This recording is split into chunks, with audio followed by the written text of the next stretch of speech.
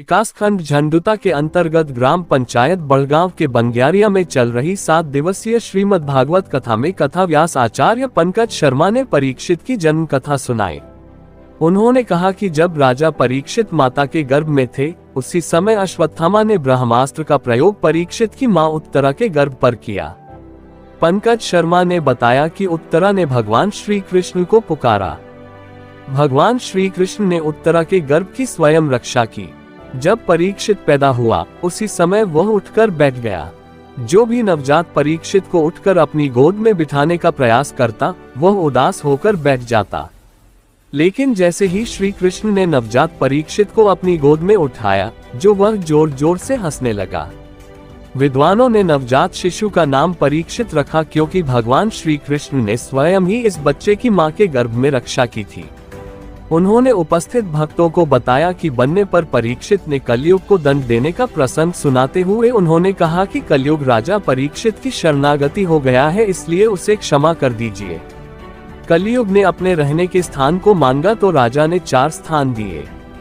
पहला स्थान जुआ क्रीड़ा, दूसरा शराब खाना, तीसरा वैश्य स्थल दिए। तीनों स्थानों के बारे में सुनकर कलयुग ने राजा परीक्षित से कोई अच्छा स्थान प्रदान करने को कहा। इस पर राजा द्वारा भूल से उनके मुख से चौथे स्थान का नाम सोना निकल गया। आचार्य पंकज शर्मा ने बताया कि कुछ समय पश्चात राजा ने अपने पूर्वजों के मुकुटों को देखना चाहा तो एक मुकुट बहुत सुंदर था, जिसको धर्मराज युधिष्ठिर ने छिपा कर रखा था। यह मुकुट जरासंध का था, जिसको भीम छीन कर लाया था।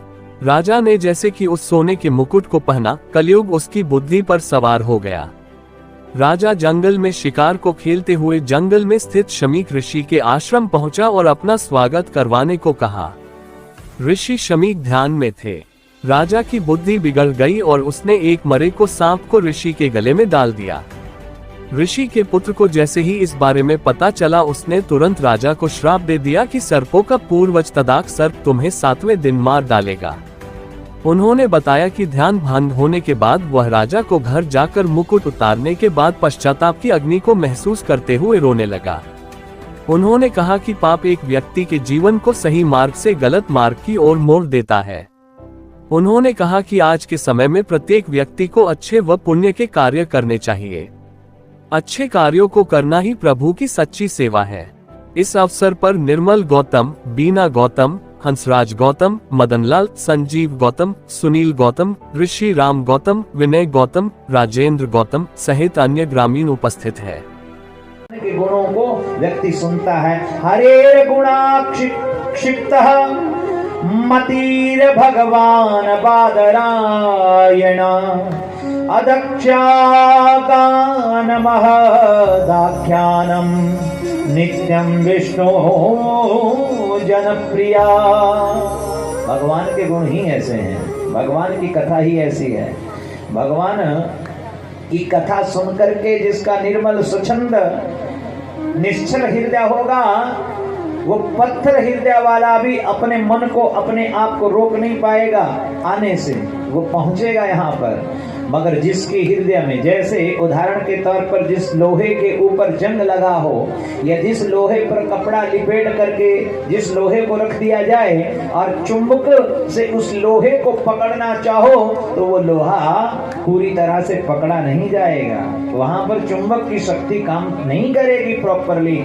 जैसे ही उस लोहे के ऊपर से जैसे ही आपने कपड़ा हटाया और चुंबक के संपर्क में उस लोहे को लाया, तुरंत जो है वो लोहा को चुंबक जो है पकड़ लेगा, चाहे फिर वो जंग लगा हुआ लोहा ही क्यों ना हो। तो सज्जनों, ये चुंबक की शक्ति, ऐसे ही भगवान के गुणों की शक्ति है। बड़े से बड़ा निष्ठुर, बड़े से बड़ा पत्थर हृदय वाला व्यक्ति भी भगवान के गुणों का पान जब करता है, भगवान की पावन कथा का अनुसरण करता है, तो सज्जनों उसका हृदय व्यामोहित हो जाता है, पिघल जाता है और भगवान के पास जाने के लिए वो जो है तुरंत जो है तैयार हो जाता है। सुखदेव जी का चित्त तो परम विशुद्ध है, इसलिए खिंच गया, चिपक गया, अपने आप को रोक नहीं सके क्योंकि निर्गंध थे। सारी ग्रंथियां जो इनकी खुली हुई थी, अज्ञान की ही ग्रंथि होती है।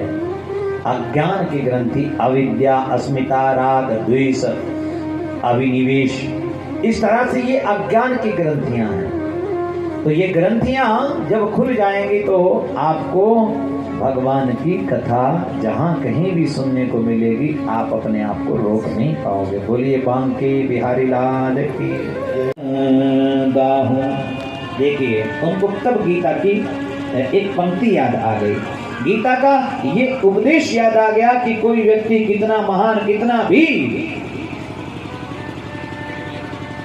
जितना माननीय पुरुष होगा, उसका अगर अपमान कर दिया जाए, उसको अपमान लज्जित करके भगा दिया जाए, अपमान कर दिया जाए, तो वो मौत के सम्मान ही कहलाता है।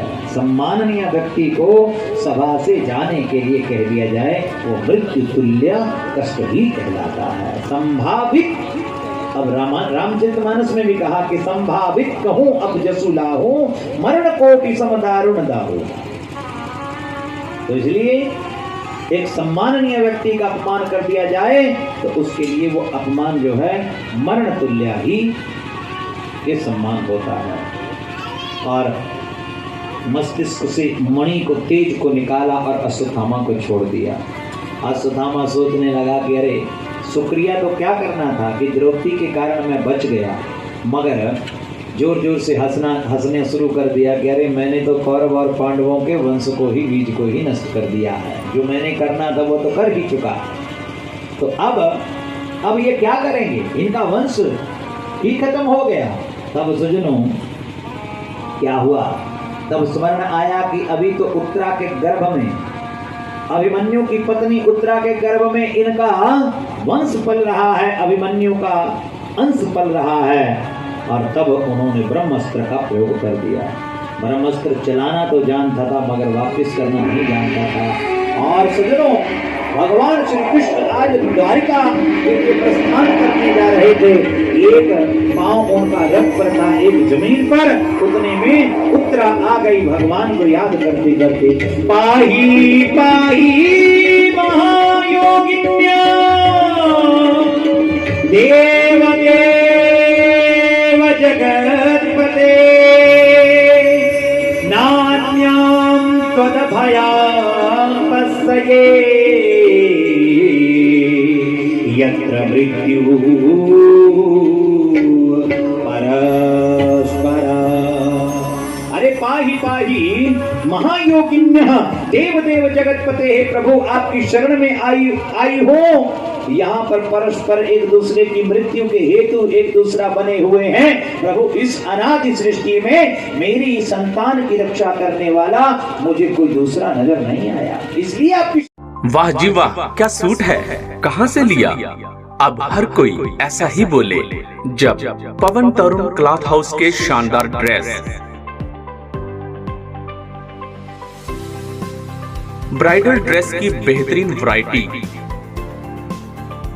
व पार्टी वेयर की सीरीज और बेहतरीन समर और विंटर कलेक्शन मौजूद हैं। तो बस फिर इंतजार किस बात का, Pawan Tarun cloth house fix price showroom में आपका स्वागत है।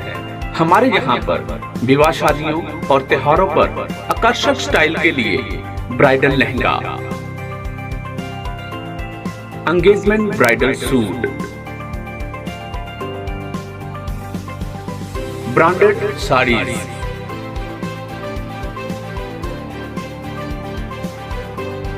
और पार्टीवेयर सूट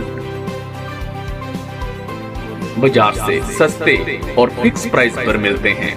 बुटीक पर बेचने के लिए होलसेल रेट पर कपड़े भी उपलब्ध हैं। आप हमें हमारे इंस्टाग्राम पर भी फॉलो कर सकते हैं। अधिक जानकारी के लिए संपर्क करें 7009584963। हमारा पता पवन तरुण क्लॉथ हाउस, कठुई बाजार, सुजानपुर।